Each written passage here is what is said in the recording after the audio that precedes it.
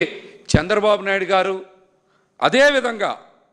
అదేవిధంగా ఆయనకి ఇప్పుడే కాదు రాబోయే 15 సంవత్సరాలకు కూడా మద్దతు ఇస్తా అని చెప్తున్నటువంటి పవన్ కళ్యాణ్ గారు ప్రజా సమస్యల మీద, ప్రజలు పడుతున్నటువంటి ఇబ్బందుల మీద వైఎస్ఆర్ కాంగ్రెస్ పార్టీ అధ్యక్షులు మాజీ ముఖ్యమంత్రి వర్యులు జగన్మోహన్ రెడ్డి గారు పోరాటం చేస్తూ ప్రజలకి అండగా నిలబడుతూ కూటమి ప్రభుత్వాన్ని ప్రశ్నిస్తూ ఉంటే ఆ ప్రశ్నలకి సమాధానం చెప్పకుండా చంద్రబాబు గారు తరపున వకాల్తా పుచ్చుకొని పవన్ కళ్యాణ్ గారే ఇష్టానుసారం మాట్లాడుతూ ఉన్నారు.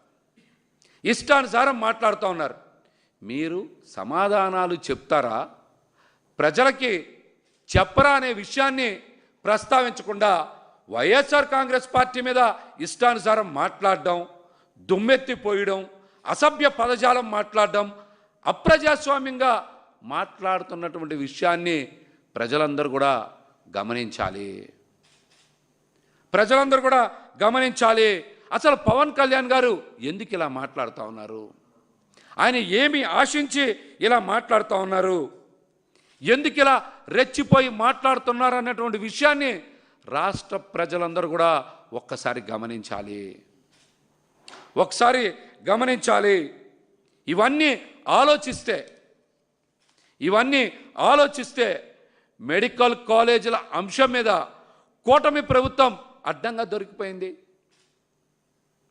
ప్రజలకు సంబంధించినటువంటి మెడికల్ కాలేజీల అంశం కానీ, ప్రభుత్వ ఆసుపత్రుల మీద కానీ చంద్రబాబు నాయుడు గారు ఎన్నికలకు ముందే తన మనుషులతో ఒక ఒప్పందం చేసుకొని ఎన్నికలు అయిన తర్వాత వాళ్ళందరికీ కూడా అక్రమంగా లక్షల కోట్ల రూపాయలు విలువైనటువంటి ప్రభుత్వ ఆసుపత్రుల్ని ప్రైవేట్ పరం చేయడానికి ప్రభుత్వ మెడికల్ కాలేజీలతో ఒప్పందం చేసుకొని ముందుకు పోతూ ఉన్నటువంటి అంశాన్ని పక్కదారి పట్టించడానికి ఈ రోజున చంద్రబాబు నాయుడు గారు చేస్తున్నటువంటి అన్ని ప్రయత్నాలకి కూడా పవన్ కళ్యాణ్ గారు వత్తాసు పలుకుతూ ఉన్నారు. ఈ విషయాన్ని డైవర్ట్ చేయడానికి చంద్రబాబు నాయుడు గారు చేసినటువంటి పన్నాగాన్ని పవన్ కళ్యాణ్ గారు అమలు చేస్తూ ఉన్నారు. వైఎస్ జగన్మోహన్ రెడ్డి గారు ఈ రాష్ట్ర ప్రజల కోసం, 6 కోట్ల మంది ఆంధ్రుల కోసం ఒక ఉద్యమాన్ని చేపడితే జగన్మోహన్ రెడ్డి గారితో ఈ రాష్ట్రంలో ఉన్నటువంటి అందరూ కూడా కోటి సంతకాల సేకరణలో భాగస్వామ్యమయ్యి గళమెత్తి సంతకాల సేకరణకి మద్దతు ఇస్తే ఈ రోజున అంశాన్ని పక్కదారి పట్టించాలి, డైవర్ట్ చేయాలి, పన్నాలని చంద్రబాబు నాయుడు గారి తరపున పవన్ కళ్యాణ్ గారు ఇష్టానుసారం మాట్లాడుతూ ఉన్నారు. ప్రజలు తమ అవిశ్వాసాన్ని, ఆక్రోశాన్ని సంతకాల రూపంలో చూపెట్టినందుకు పవన్ కళ్యాణ్ గారు ఇలాగా ఇష్టానుసారం వైఎస్ఆర్ కాంగ్రెస్ మీద మాట్లాడుతూ ఉన్నారు. సడన్గా పవన్ కళ్యాణ్ గారు వచ్చి ఇప్పుడే ఇలా ఎందుకు మాట్లాడాలి? మీ డ్రామాలు గుర్తించలేని పరిస్థితిలో ప్రజలు ఉన్నారనుకుంటా ఉన్నారా? పవన్ కళ్యాణ్ గారు ఉన్నారా? మీ డ్రామాల్ని ప్రజలు ఏదో రాజకీయ అజ్ఞానంలో ఉన్నారు, వాళ్ళు గుర్తించలేననేటువంటి భ్రమలో మీరు ఉంటే అది ఖచ్చితంగా మీరు చేసేటువంటి కుట్ర ప్రజలు తిప్పి కొడతారని కూడా ఈ సందర్భంగా మిమ్మల్ని అయితే హెచ్చరిస్తూ ఉన్నాం. పవన్ కళ్యాణ్ గారిని ఎవరైనా ఏమైనా అన్నారా, ఏమైనా చేశారా అని మేము మిమ్మల్ని సూటిగా అడుగుతూ ఉన్నాం. మిమ్మల్ని ఎవరేమైనా అన్నారా? మిమ్మల్ని ఏమైనా ఇబ్బంది పెట్టారా? చెప్పండి, మీకున్న ఇబ్బంది ఏంటని మిమ్మల్ని సూటిగా అడుగుతూ ఉన్నాం. ప్రైవేట్ మెడికల్ కాలేజీల అంశంపై స్కామ్స్ చేస్తే ఖచ్చితంగా వాళ్ళందరి మీద చర్యలు ఉంటాయి, వాళ్ళని వదిలిపెట్టమని వైఎస్ జగన్మోహన్ రెడ్డి గారు అన్న మాటలో తప్పేంటి? చెప్పండి. వైద్య ఆరోగ్య శాఖ మీ చేతిలో ఏమన్నా ఉందా? మీకు సంబంధం లేని అంశంలో మీరు బయటకు వచ్చి ఎందుకు మీరు ఇష్టానుసారం మాట్లాడుతూ ఉన్నారు? ఎందుకు ఇష్టానుసారం మాట్లాడుతూ ఉన్నారు? మీకు ఈ మెడికల్ కాలేజీల ప్రైవేటీకరణ అంశం మీద ఏం సంబంధం ఉందో మీరు బయటకు వచ్చి చెప్పండి. ప్రజలతో పాటు మేము కూడా తెలుసుకుంటాం. రాష్ట్ర ప్రయోజనాల కోసం జగన్మోహన్ రెడ్డి గారు ప్రశ్నిస్తూ పోరాడుతూ కోటి సంతకాల సేకరణ చేసి గవర్నర్ గారికి అందజేస్తే గవర్నర్ గారి కార్యాలయ సిబ్బంది కూడా బయటకు వచ్చి ఈ కోటి సంతకాల సేకరణ అంశాన్ని పరిశీలించి వాస్తవాల్ని తెలియజేస్తారనేటువంటి అక్కస్తోనే ఈ రోజున మీరు మెడికల్ కాలేజీల ప్రైవేటీకరణ అంశాన్ని, ప్రభుత్వ ఆసుపత్రుల పీపీపీ విధానాన్ని పక్కదారి పట్టించడానికి వైఎస్ఆర్ కాంగ్రెస్ పార్టీ మీద పరుష పదజాలంతో, అసభ్య పదజాలంతో అప్రజాస్వామ్యంగా తిడతా ఉన్నారు. ఇలా తిట్టడానికి మీరు కుదుర్చుకున్న డీల్ ఏంటని పవన్ కళ్యాణ్ గారిని ప్రశ్నిస్తా ఉన్నాం. మీరు కుదుర్చుకున్న డీల్ ఏంటి? చంద్రబాబు గారు అదేవిధంగా పవన్ కళ్యాణ్ గారుల మధ్య ఈ మెడికల్ కాలేజీల అంశంలో కుదిరిన డీల్ ఏంటి? మీరు సమాధానం చెప్పాలి. పవన్ కళ్యాణ్ గారు మీకు డీల్స్ కొత్త ఏం కాదు. రాబోయే 15 సంవత్సరాలకు కూడా తెలుగుదేశం పార్టీతో మీరు డీల్ పెట్టుకున్నారు. దేశంలో ఎక్కడా లేదు ఒక రాజకీయ పార్టీ మరొక రాజకీయ పార్టీతో డీల్ పెట్టుకోవడం అనేది. ఆంధ్రప్రదేశ్లోనే మొట్టమొదటిసారిగా చూస్తూ ఉన్నాం. ఒక పొలిటికల్ డీల్ కుదుర్చుకున్న పార్టీ ఏదైనా ఉంది అంటే ఈ రాష్ట్రంలో కానీ ఈ దేశంలో కానీ అది కేవలం జనసేన పార్టీ మాత్రమే.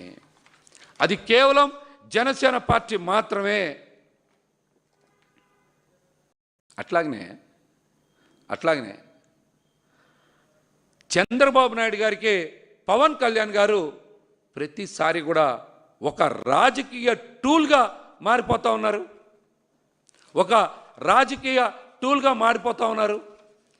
ఎప్పుడు చంద్రబాబు గారికి ఇబ్బంది ఉంటే అప్పుడు మీరు బయటకు వచ్చి ఇష్టానుసారం వైఎస్ఆర్ కాంగ్రెస్ పార్టీ నాయకత్వాన్ని విమర్శ చేయడానికే ఒక వేదికని సృష్టించుకుంటా ఉన్నారు. అటు ప్రజల్ని అట్లాగే మీ పార్టీ నాయకుల్ని మభ్యపెడతా ఉన్నారు. మీరు అధికారంలో ఉన్నారు, బాధ్యతతో ఉన్నారు. కానీ రాష్ట్రంలో అనేక ప్రజా సమస్యలు ఉన్నాయి. లా అండ్ ఆర్డర్ బాగోలేదు. హాస్టల్లో పిల్లలకి మంచి ఆహారం అందడం లేదు. పిల్లలు కూడా చనిపోతూ ఉన్నారు కదా హాస్టల్స్లో. రైతులకి గిట్టుబాటు ధర లేదు. వ్యవసాయం నరకంగా మారిపోయింది. రైతులు ఆత్మహత్యలు చేసుకుంటూ ఉన్నారు.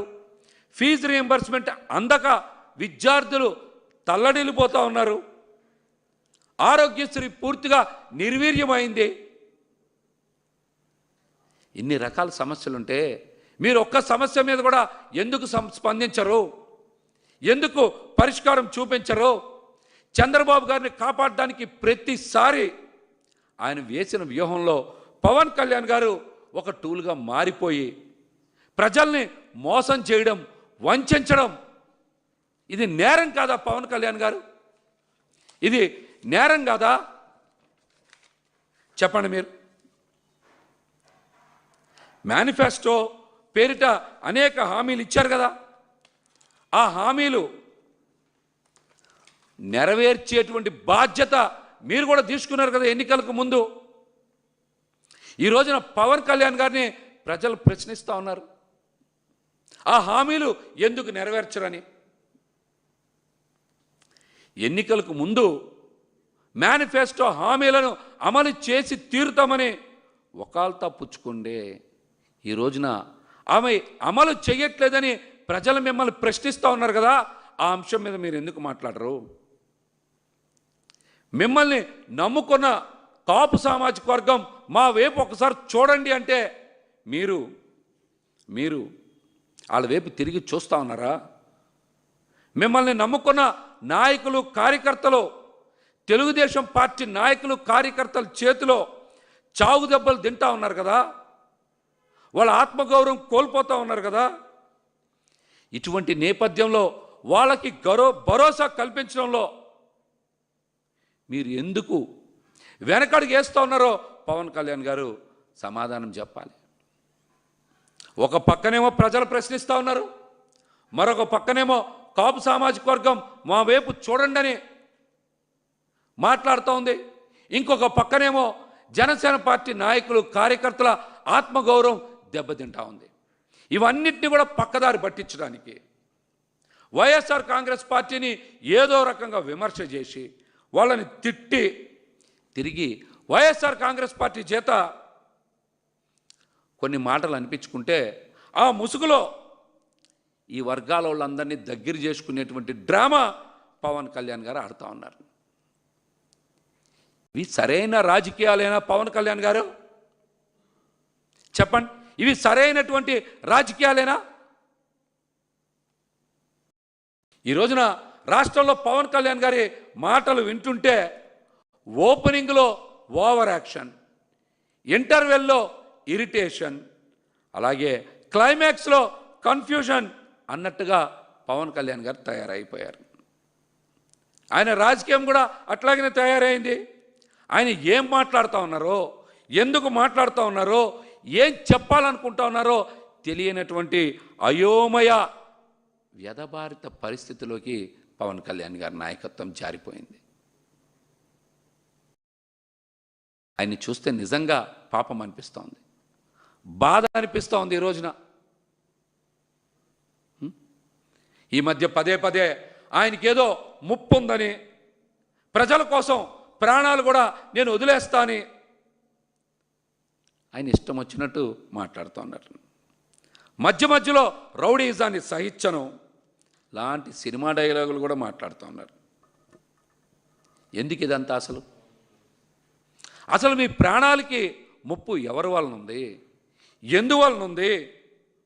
మీరు అధికారంలో ఉండగా పోలీసులు వ్యవస్థలు అజమాయిషి మీ చేతిలో ఉండగా మీ ప్రాణాలకి ఎవరి వల్ల ముప్పు, ఎందువల్ల ముప్పు చెప్పండి. అందరం తెలుసుకుంటాం, ప్రజలు తెలుసుకుంటారు, పార్టీలు కూడా తెలుసుకుంటారు. చెప్పండి, అధికారంలో ఉన్నటువంటి మీకు ప్రాణభయం ఎందుకు కలుగుతూ ఉంది? అధికారం కూడా మీకు ఆ భయాన్ని తొలగించలేకపోతూ ఉందంటే ఇది చాలా ఆలోచించాల్సిన విషయమే. ఇది ఆలోచించాల్సిన విషయమే.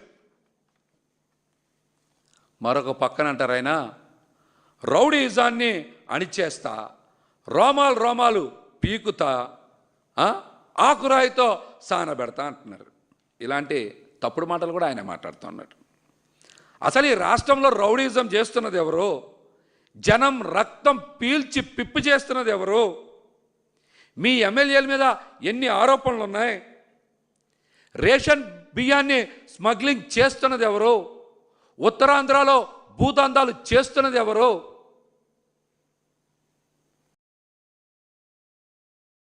అట్లాగనే పబ్లిక్గా పేకాట క్లబ్బులు, క్యాసినో వాళ్ళు నడుపుతున్నది ఎవరు? ఇవన్నీ తేల్చండి, వీటిని నిగ్గు తేల్చండి. గంజాయి అమ్ముతున్నది మా పార్టీ ఎంపీ మనుషులే అని తిరువురి ఎమ్మెల్యే కొటికలపూడి శ్రీనివాసరావు,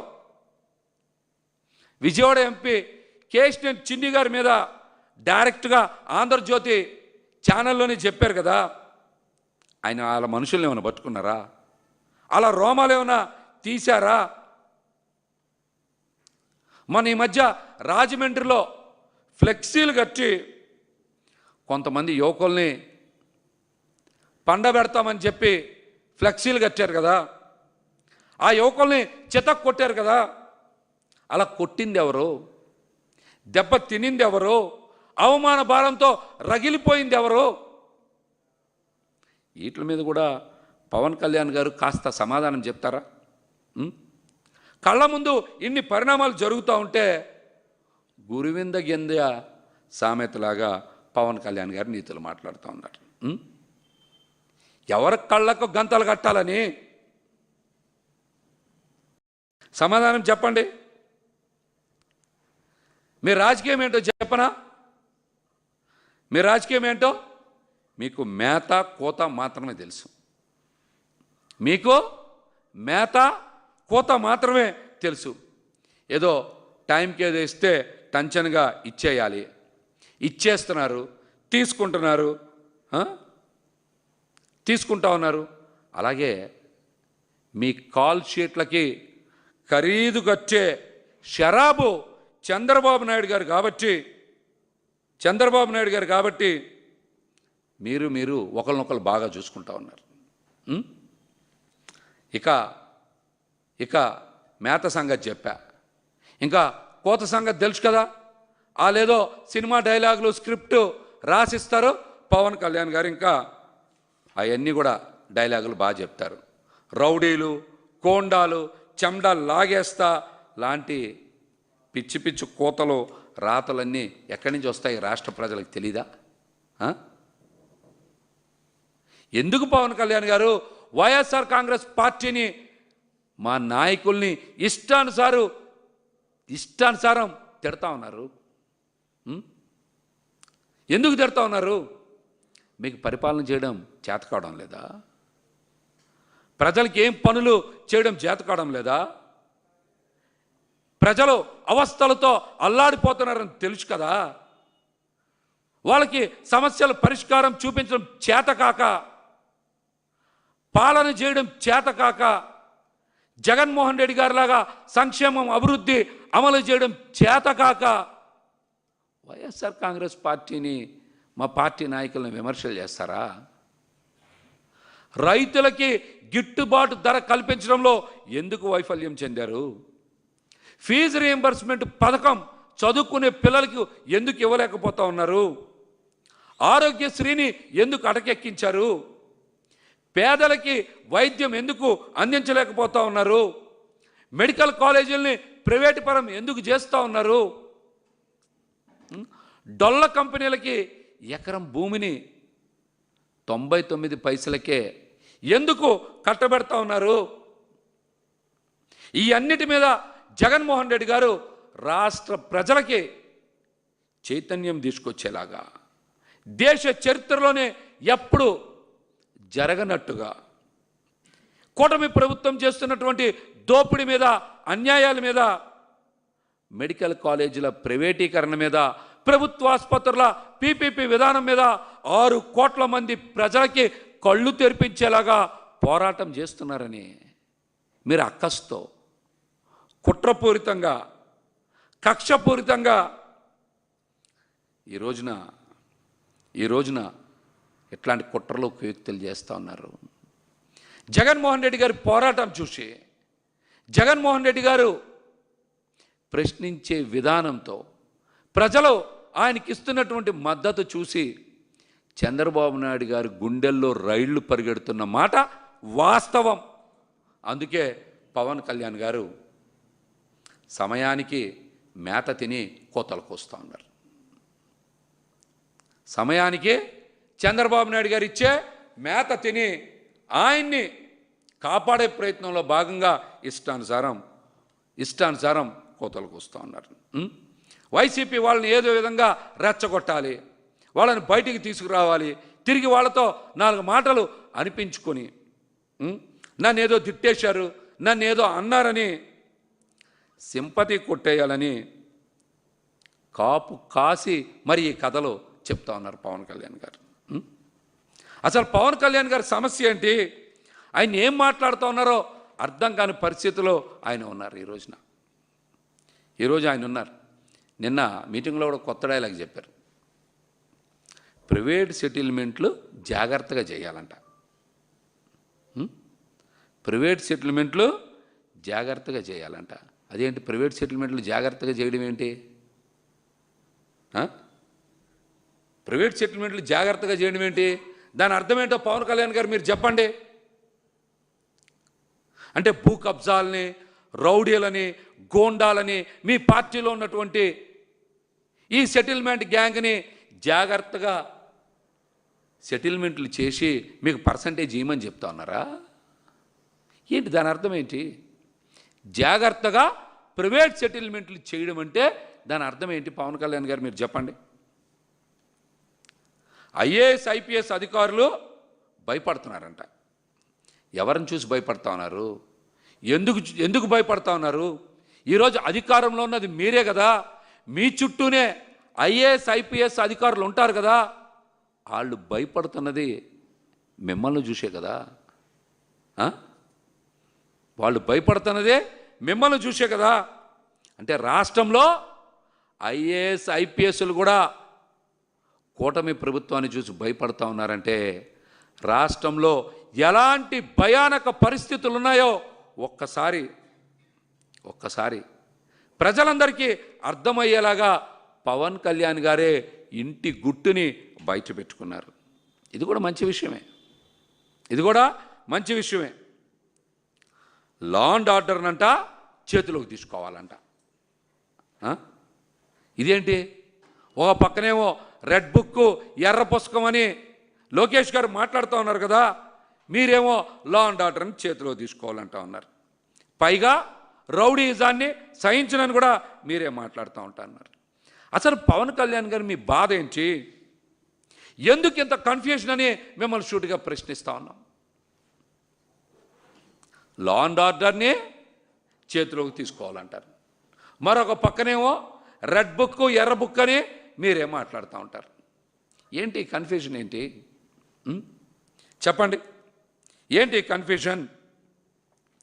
నిన్న సింగపూర్ తరహా పాలన రావాలి,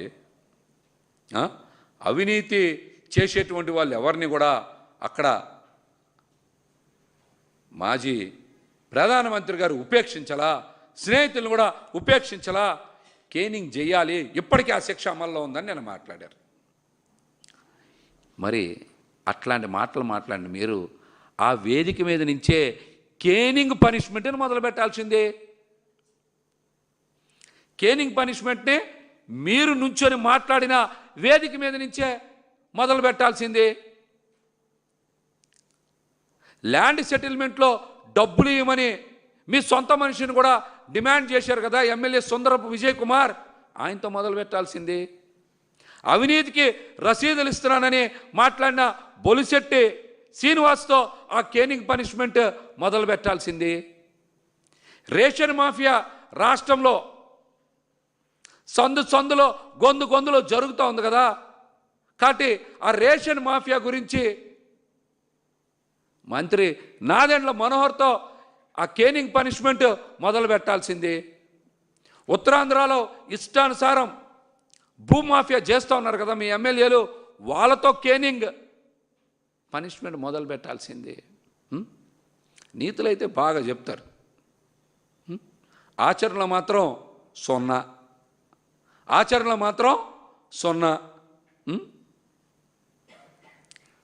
మీరు నీతి నిజాయితీ ఉంటే మీ అన్ని అంశాల మీద కూడా మాట్లాడండి. మీకు ప్రస్తుతం పనే ఉంది ఈ రాష్ట్రంలో. పవన్ కళ్యాణ్ గారు చెప్పండి, మీకు ప్రస్తుతం పనే ఉంది. 18 నెలలుగా ఒక్క ప్రజా సమస్యను పరిష్కరించారా? మీరు చేసింది ఏమైనా చెప్పుకోవడానికి ఏమన్నా ఉందా? స్పెషల్ ఫ్లైట్లో తిరగడం, చంద్రబాబు గారు పిలిచినప్పుడల్లా ఆంధ్రప్రదేశ్కి రావడం, సింపతి రాజకీయాలు చేయడం, ఆయన కుట్రల్ని చేసిన కుతంత్రాల్ని పక్కదారి పట్టించడానికి ఏవో పన్నాగాలు పన్నడం, అంతకన్నా ఏమన్నా ఉందా? చెప్పండి. మీ పార్టీలో పనిచేసిన వాళ్ళకి పదవులు ఇవ్వడానికి కూడా వేరే పార్టీకి సిఫార్సు చేసి అడుక్కునే దిగజారి స్థితిలో పడిపోయారు కదా మీరు. ఇంకా ఈ మాటలన్నీ ఎందుకు? మీ ఆత్మగౌరవం అడిగింటిపోయి సిగ్గు చితికిపోయిందని చెప్పడానికి ఇంతకన్నా నిదర్శనం ఏంటి? మీ పార్టీ నాయకులకి కార్యకర్తలకి పదవులు ఇవ్వడానికి కూడా వేరే పార్టీని అడుక్కునే స్థాయికి పడిపోయిన తర్వాత మీరు ఇంక ఈ మాటలన్నీ ఎందుకు మాట్లాడడం? తండ్రిని నమ్ముకొని రాజకీయాల్లోకి వచ్చిన వాళ్ళు ఉంటారని ఏదో నిన్న డైలాగులు పేల్తా ఉన్నారు మీరు. మీ కూటమి యజమాని చంద్రబాబు నాయుడు గారు ఏ విధంగా ఈరోజు ముఖ్యమంత్రి అయ్యారు? మామగారిని వెన్నుపోటు పొడిచి పార్టీ లాక్కొని ముఖ్యమంత్రి అయిన మాట వాస్తవమా కదా? మీరేమో చిరంజీవి గారి పేరు చెప్పి సినిమాలు చేసుకొని ఆ తర్వాత రాజకీయాల్లోకి వచ్చినటువంటి మీరు వారసత్వ రాజకీయాల గురించి మాట్లాడేటువంటి అర్హత ఉందా? జగన్మోహన్ రెడ్డి గారు ఎవరో పెట్టిన పార్టీని వెన్నుపోటు పొడిచి లాక్కోలేదే, సొంతంగా పార్టీ పెట్టారు, అధికారంలోకి వచ్చారు, ఎవరితో పొత్తులు కూడా పెట్టుకోవాలా, ఎవరితో పొత్తులు కూడా పెట్టుకోవాలా, ఒక్కడిగానే వచ్చారు, ఒక్కడిగానే వచ్చారు, అధికారంలోకి కూడా ఒక్కడే తీసుకొని వచ్చినటువంటి వ్యక్తి వైఎస్ జగన్మోహన్ రెడ్డి గారు. ఆయన గురించి మాట్లాడేటువంటి అర్హత మీకుందా అసలు? సొంత పార్టీ, సొంత ఎజెండాతో ముఖ్యమంత్రి అయినటువంటి వ్యక్తి వైఎస్ జగన్మోహన్ రెడ్డి గారు. తనదైన ముద్రతో పాలన చేసి ప్రజల గుండెల్లో నిలిచినటువంటి వ్యక్తి వైఎస్ జగన్మోహన్ రెడ్డి గారు. చెప్పండి, ఆయన గురించి మాట్లాడేటువంటి అర్హత మీకు ఉందా లేదా? మీరు పార్టీ పెట్టారు కదా, మీరు పార్టీ పెట్టారు కదా, మీ పార్టీ నాయకులకి కార్యకర్తలకి పదవులు ఇవ్వాలంటే మీరు పక్క పార్టీని అడుక్కుంటా ఉన్నారు కదా. మీరు పక్క పార్టీని అడుక్కుంటా ఉన్నారు కదా మీరు పదవులు కావాలని. నేను కూడా చెప్తున్నారు, ఏదో 60 డైరెక్టర్ పదవుల కోసం సిఫార్సులు పంపానని వేదిక మీద నుంచే చెప్పారు కదా. మీరు కూడా వైఎస్ఆర్ కాంగ్రెస్ పార్టీ గురించి, వారసత్వ రాజకీయాల గురించి మాట్లాడేటువంటి అర్హత ఉందా? చెప్పండి.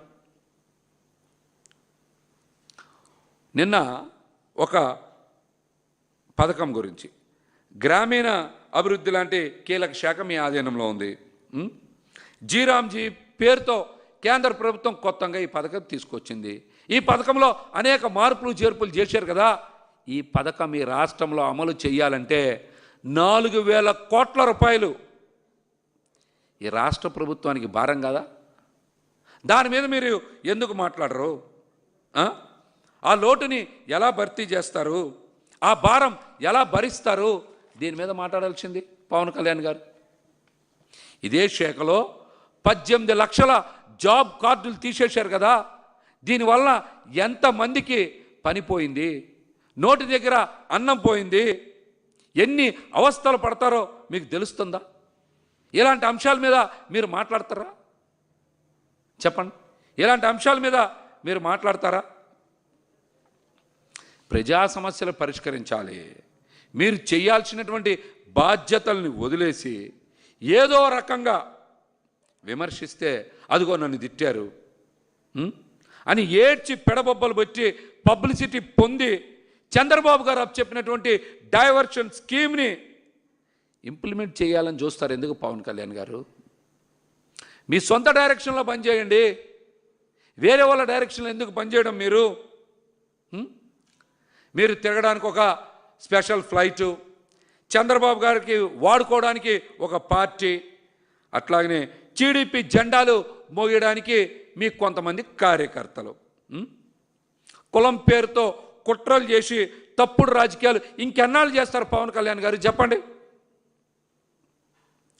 చంద్రబాబు నాయుడు గారి తప్పుడు రాజకీయాలకి ఇంకెన్నాళ్ళు కాపు కాస్తారు పవన్ కళ్యాణ్ గారు? మీరు సమాధానం చెప్పాలని కూడా మేమైతే డిమాండ్ చేస్తా ఉన్నాం.